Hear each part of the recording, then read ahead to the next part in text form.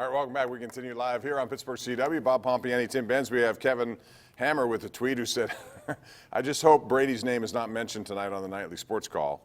And then he followed it up by retweeting himself and quote tweeting, say, what I really meant was, please start the broadcast talking about Tom Brady. We did. We didn't see your tweet. It is one of those topics.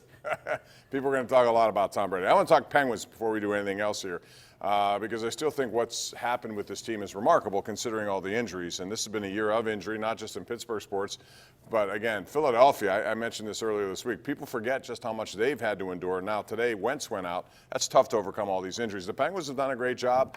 What would you do, though, with Jake Guentzel being out? He's their leading scorer, their only guy in the All-Star game this year. He means a lot to Sidney Crosby. They're going to have a vacancy there. How would you handle that? I'd make a trade.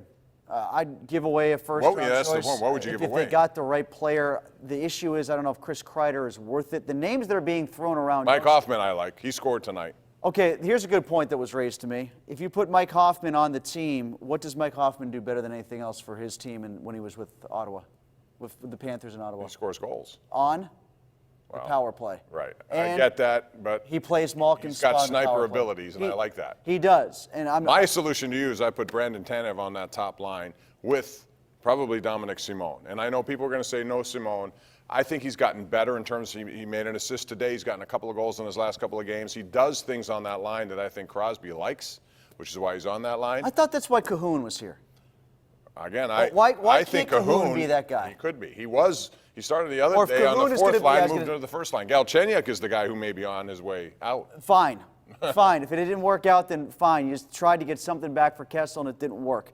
I like the notion of Tanev, too, and I wonder why Crosby doesn't. Maybe he just doesn't feel like he can finish like Kunitz did, but there were times where Kunitz didn't finish great either. He just did all the things that you need to do on Exactly. Like, I feel like if you gave it a little bit of time, and maybe Crosby can be talked into this, that Tanev could be the kind of player that Sidney Crosby really does eventually like playing with. Like, that's the vibe that I get in terms of what he feels like when he's out there, like Chris Kunitz, back when Kunitz had speed when they first got him from the Ducks. So that's a potential. But I would say that if this is a team that has done as well as Bob is talking about, and they have in the wake of all the injuries, then they might be pretty good if you can figure out a way to soften the blow of Jake Guentzel. But they don't have Jake Guentzel. They don't have a shot because they don't have anybody else like him. Even when Sid goes down, you have Malkin. When Malkin's not there, you have Sid.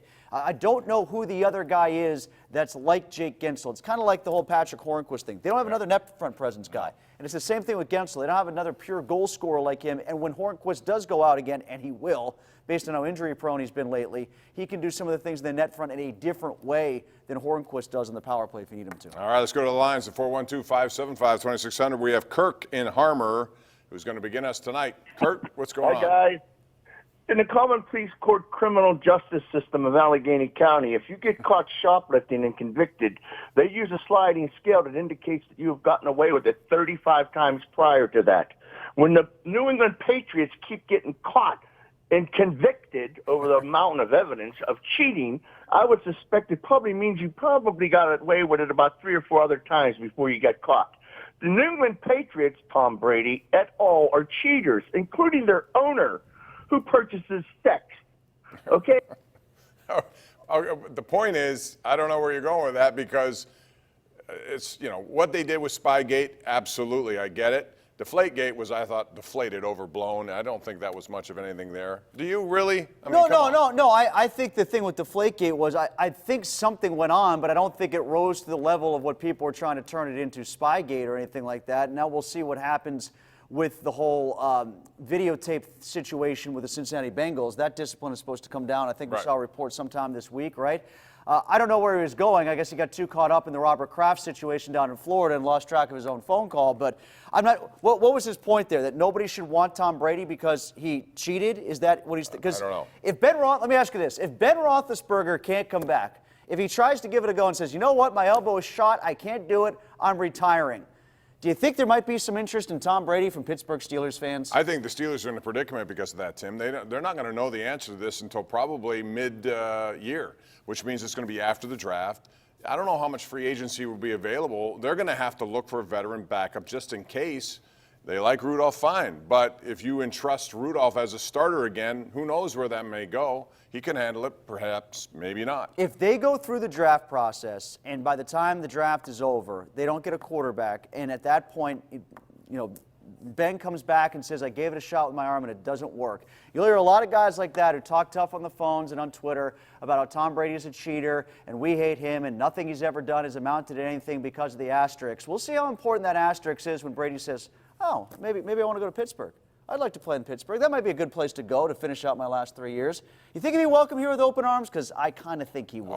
There's no question. It falls into the Darius Kasparaitis. If he's on your team, you love him. If not, see Tom Wilson. I would love Tom Wilson. I know people here call all the time and say they hate Tom Wilson. If he was on your team, you'd love him, and Tom Brady fits into the same A lot of people were angry about the idea of Jaromir Jagr ever coming back again, and then hashtag Jagr took off again. What was that, 2011, 2012? Then he wound up with the Flyers.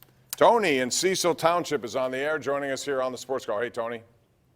Hi, good evening, gentlemen. Thanks for taking my call. Sure. I have two questions. My first question is, when the Steelers hire coaches, do they have to be under the salary cap? Are they involved in the salary cap? You can have as many coaches and spend as much as you want on coaches. No limit, nothing. And the second question is, do a lot of teams in the NFL have problems with the salary cap every year, or is it just the Steelers? No, everyone A lot of them does. do. Very few don't. Yeah. The ones that don't are like, the Bengals, the Cardinals, teams that never win. If you're a team that has a young quarterback who's still on his first contract and he's really good, you can really open up some opportunities to bring in guys to surround those players, which is why I think Patrick Mahomes, he's still on that first contract. That may change at the end of this offseason, but point is you could bring in some players who can help you because you don't have a $35 million quarterback taking up a lot of salary. Yeah, and salary cap problems means that you have overspent on the wrong guys. That's what it doesn't mean like, you've been unwilling to spend money, as I think that guy was getting at when it comes to salary. It means that you've tried to get guys that you thought would help and you overspent oftentimes on other people's free agents. But the Steelers have often spent on just their own free agents. They want, guys like Cam Hayward, guys like Stephon Tuitt. Players who've been here showed something. They're going to get max contract, or at least very, very big contracts. And then in time, likely they're going to have to be restructured. Yeah, you can't keep the guys that you like and not run into salary cap problems eventually. Like the perfect case right now for the Steelers is Stephon Tuitt. For instance, everybody wanted to keep him. He costs a big ticket right now. He's been hurt quite a bit. You might lose Javon Hargrave as a result, or if you want to keep Hargrave, they might have to do something to restructure Stephon Tuitt or get rid of him. Same thing with Bud Dupree. Nobody wants to see Bud Dupree go after the season he just had, but you might have to overspend to keep him. I don't think they're going to go long-term with him. They'd like a one-year franchise deal and then see if he puts up big numbers. If so, go someplace else because by then they have to worry about T.J. Watt. That's another contract down the road. Exactly. And the real crux of the debate here for me is how directly do they try to fix the offensive line this year? How much can they do with how no much first can and you no do? third? There's no first, there's no third. This would be a year where I think this happened 1 year too fast. I think the deterioration of the offensive line hit them 1 year quicker than they expected. And I think the quarterback situation being in flux with the injury to Roethlisberger hurt that offensive line as well. So they have a lot of issues. Every team does at this point, and that's what makes the puzzle very interesting as they try to put it together. We're going to take a break, come back with more. This is the Ireland Contracting Nightly Sports Call, powered by FanDuel Sportsbook. It's coming back right after this.